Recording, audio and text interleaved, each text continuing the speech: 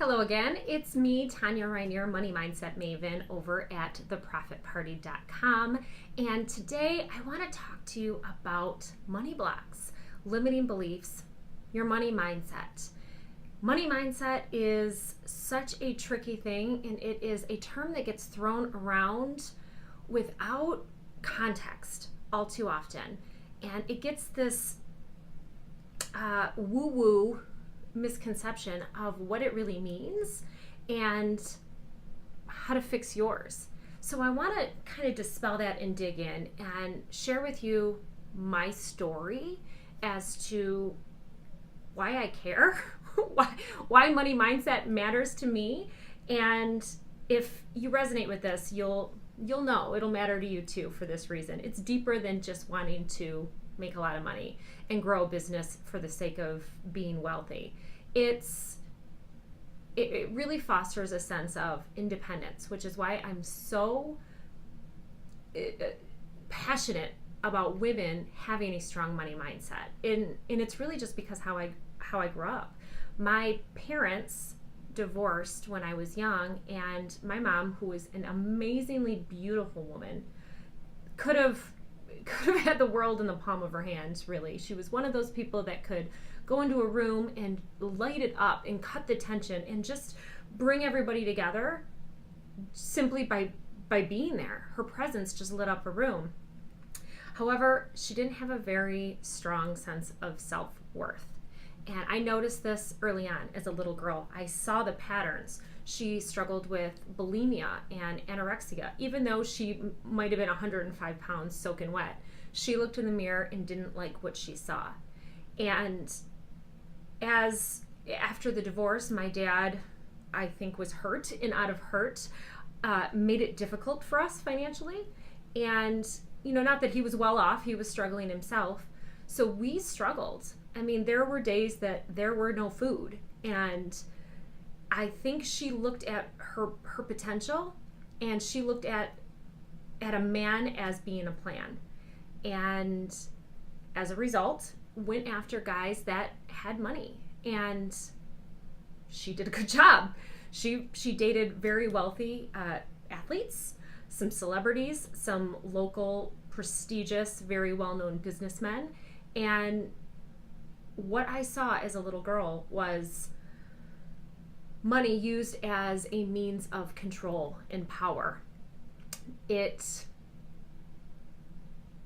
belittled her even more, that she had to rely on somebody and that she had to be dependent. And that stuck with me. That created a belief within me as a little girl that money equals power and control. And it takes away your need for money, takes away your independence, it takes away your choices.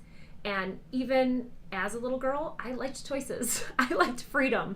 I was a little rebellious in that way. And to see somebody having to dance like a monkey in order to continue to get paid, or to judge people and say, well, he's okay, he's a contender because he makes money, I was like, ew, that's gross. I never want to do that. I never want a man to have to take care of me. So it facilitated some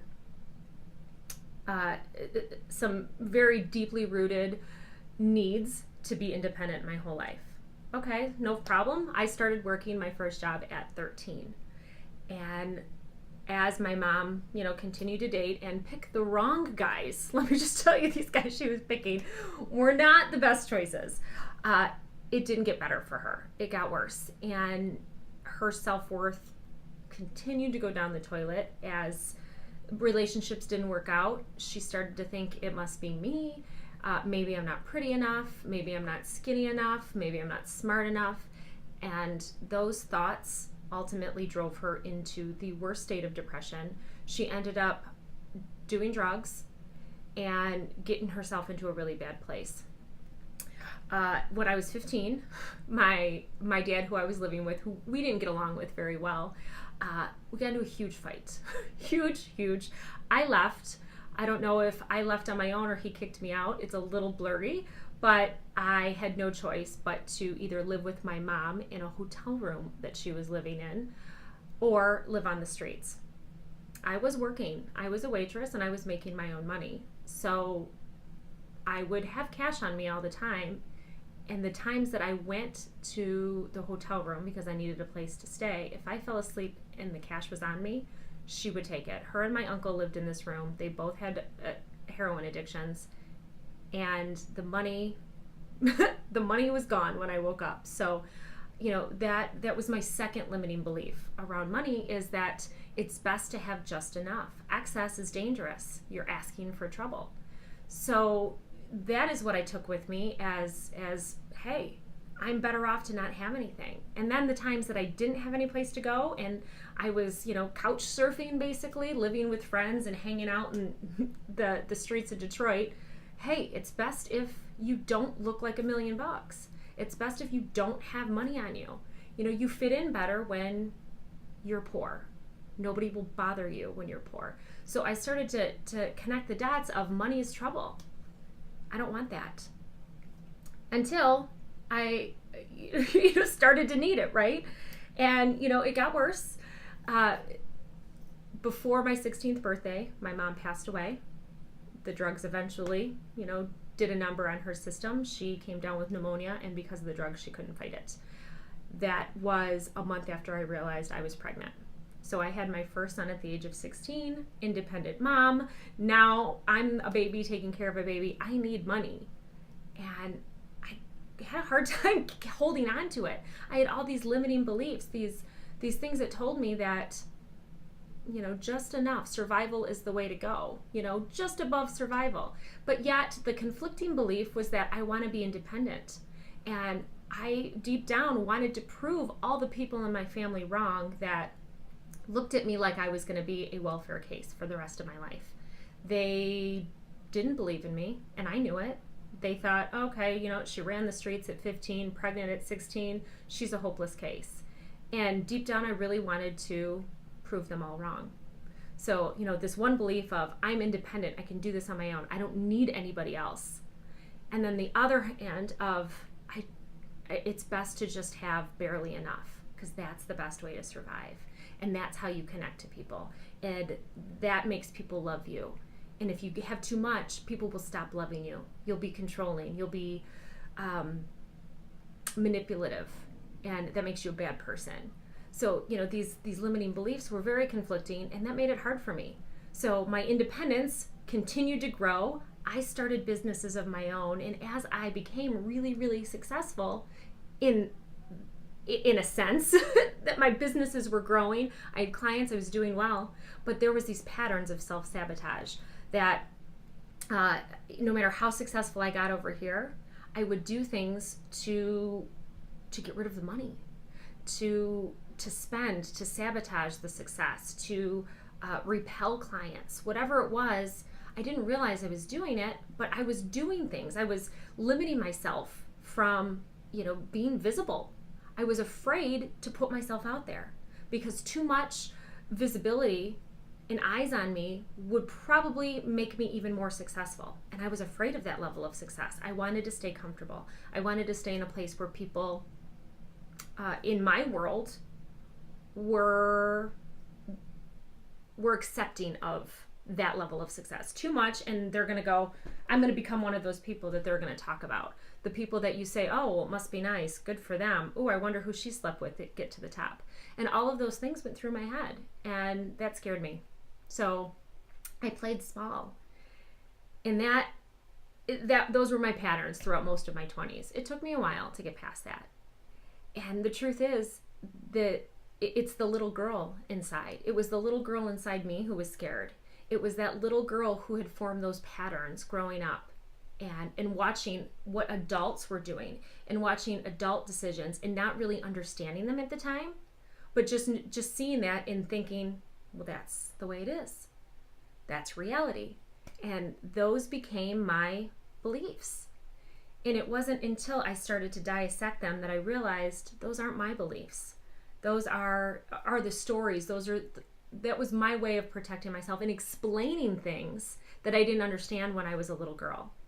But those fears of staying safe, those fears of not being loved, those fears of being judged, of being shunned from your family and having them not accept you, or your friends or your inner circle. Those are real. And those are, I want to say they're childhood fears, because we've experienced that once or twice, or maybe a lot of times when we were little. But once you experience that and you know the pain, you will do insane things to avoid feeling that pain again. We will go out of our way to avoid being judged, of being shunned, of being ridiculed, laughed at. We will do some crazy things, and those become our patterns. And it's important to me, in doing what I do, to uncover the patterns and dispel the myths around mindset, and really dig in with people to find that little girl inside, to find the little girl inside you that's afraid of feeling that pain. The little girl who made up stories to protect herself when she was a little girl. When you were little, you did these things just to, as a way of explaining. And when we can uncover that and get to the root of that, then we can say, okay, that was a little girl's perspective. What is the adult perspective? What can we do now to look at this situation and change it? And that's how we create new patterns in our mind and get past the fears of success and making money and being a brilliant woman entrepreneur. We have to get past those. But I look at so many people, women and girls alike, that stop themselves, that say, I can't. I'm too young, I'm too old, I'm too poor, I don't know enough, she's better than me, nobody will go for that, I'll never be able to figure this out. I just don't come from that kind of a family. And really what it boils down to is your own self-worth. It's below the fear is how you feel about yourself. And from my history growing up and watching what my mom had gone through, it kills me. Because had she had better self-worth, I might still have her. She might still be here. My babies would know their grandmother, and I have 3, and they never met her.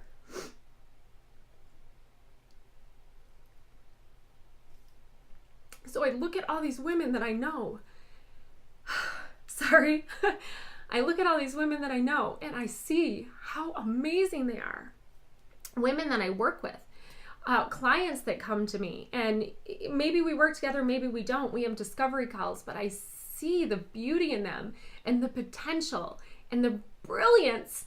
And I just think, oh my gosh, like, you need to share this with the world.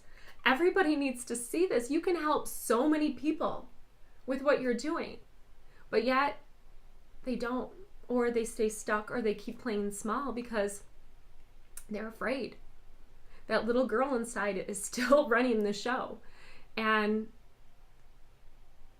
I want to help that little girl get stronger.